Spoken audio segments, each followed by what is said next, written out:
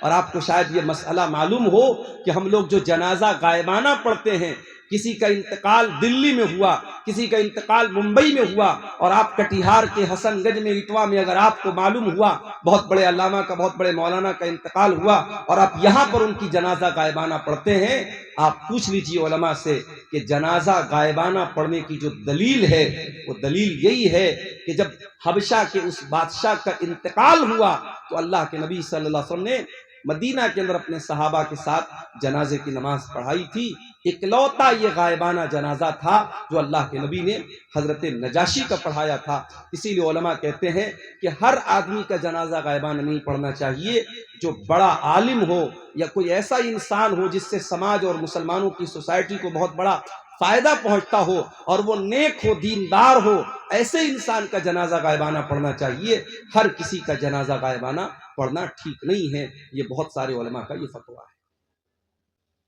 میرے بھائیوں، 25 دسمبر کی تاریخ دنیا بھر میں کرسمس کے تہوار کے نام سے پہچانی جاتی ہے۔ دنیا میں ایک مذہب ہے عیسائی مذہب، اس مذہب کے ماننے والے اپنے آپ کو حضرت عیسیٰ علیہ السلام کا ماننے والا کہتے ہیں، اپنے آپ کو کرسچین کہتے ہیں، اپنے آپ کو نصرانی کہتے ہیں۔ ان کا یہ عقیدہ ہے، ان کا یہ بلیف ہے، ان کی یہ آستھا ہے کہ 25 دسمبر کی تاریخ کو حضرت عیسیٰ علیہ السلام پیدا ہوئے، اور وہ یہ بھی عقیدہ رکھتے ہیں کہ عیسیٰ علیہ السلام اللہ کے بیٹے ہیں، نعوذ باللہ، اور وہ یہ بھی عقیدہ رکھتے ہیں کہ عیسیٰ علیہ السلام کے اندر اتنا پاور تھا، اتنی شکتیاں تھیں، اتنی طاقت تھی کہ وہ خود اللہ تبارک و تعالیٰ کی خدائی میں، اس کی الوہیت میں وہ شامل تھے۔ وہ حضرت عیسیٰ کو بھی ایک طریقے سے اللہ کے برابر قرار دیا۔ میں مناسب سمجھتا ہوں چونکہ کرسمس کے تہوار پر ہمارے بہت سارے مسلمانوں کے وہ بچے جو کانوینٹ اسکولوں میں پڑھتے ہیں، جو مشنری اسکولوں میں پڑھتے ہیں، باقاعدہ ان کے بچوں سے کرسمس کا تہوار منوایا جاتا ہے۔ بڑے شوق سے مسلمان عورتیں اپنے بچوں کو سانٹا کلوز بناتی ہیں، اسکولوں میں پروگرام ہوتے ہیں، اور اس میں یہ دکھایا جاتا ہے کہ عیسیٰ علیہ السلام کس طریقے سے پیدا ہوئے ہیں، اور معصوم بچوں کے دل اور دماغ میں یہ ڈالا جاتا ہے کہ جیسس یا عیسیٰ یہ سن آف گاڈ ہیں، یہ اللہ تعالیٰ کے بیٹے ہیں، نعوذ باللہ، اللہ نے ان کو جنم دیا۔ میں چاہتا ہوں کہ اپنی تقریر کو میں جس موضوع پر آپ کے سامنے بولوں گا، اس موضوع پر آنے سے پہلے قرآن کریم کے 16ویں پارے کو ہم کھولتے ہیں، اور سورہ مریم کی روشنی میں ہم دیکھتے ہیں کہ حضرت مریم اور حضرت عیسیٰ علیہ السلام کے بارے میں ہمارا عقیدہ کیا ہے، ہمارا ایمان کیا ہے، اور قرآن کیا کہتا ہے عیسیٰ علیہ السلام کی پیدائش کے بارے میں۔ چنانچہ جب ہم قرآن کا 16واں پارہ کھولتے ہیں، سورہ مریم کی آیتیں دیکھتے ہیں، اللہ تبارک و تعالی سورہ مریم کی آیت نمبر 16 سے لے کر کے آیت نمبر 37 تک تقریباً 21-22 آیتوں میں اللہ تبارک و تعالی حضرت مریم اور عیسیٰ علیہ السلام کا پورا واقعہ بیان کرتا ہے۔ اور یہی وہ آیتیں تھیں جو حضرت جعفر طیار رضی اللہ تعالیٰ عنہ نے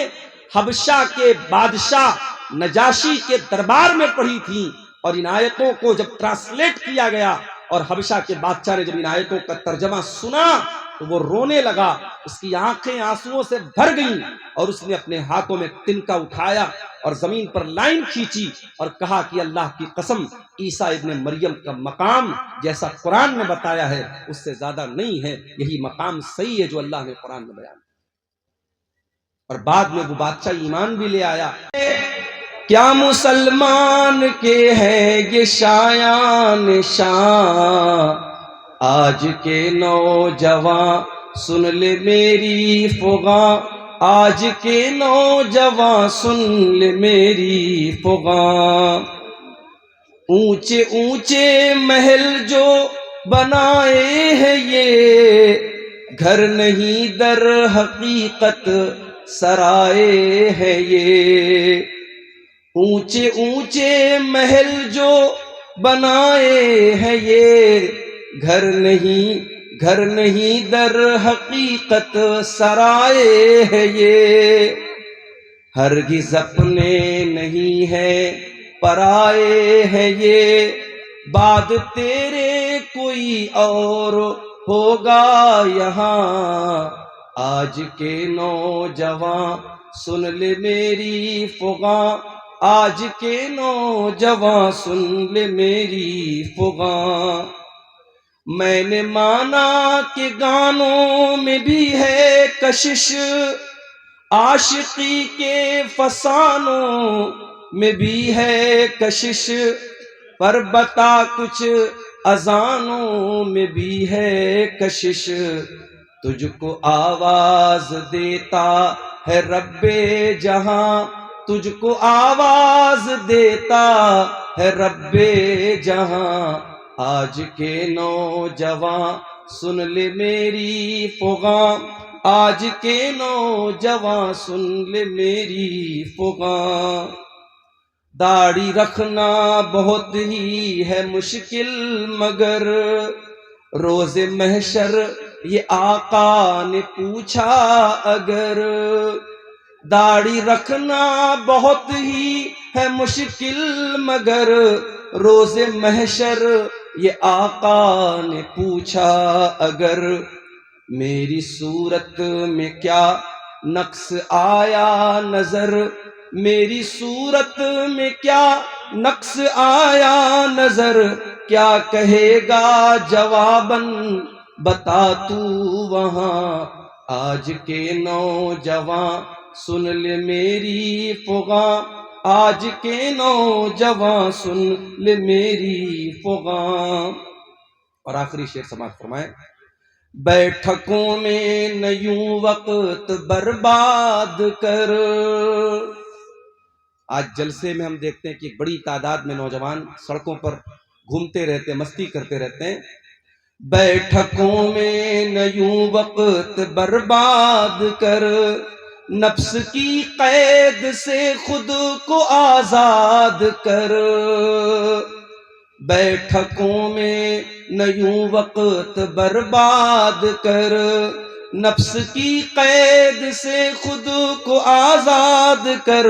اپنے خلاق کو بھی کبھی یاد کر، اپنے خلاق کو بھی کبھی یاد کر، دیکھ تجھ پر ہے وہ کس قدر مہرباں، دیکھ تجھ پر ہے وہ کس قدر مہرباں، آج کے نوجوان سن لے میری فغاں، آج کے نوجوان سن لے میری فغاں۔ معزز علماء کرام، محترم بزرگوں، نوجوان ساتھیوں، ماں اور بہنوں، پیارے بچوں، رات کے تقریباً 2 بج رہے ہیں۔ آج کا پروگرام 25 دسمبر کی تاریخ کو منعقد ہوا تھا۔ 12 بجے کے بعد انگریزی کیلنڈر چینج ہو جاتا ہے،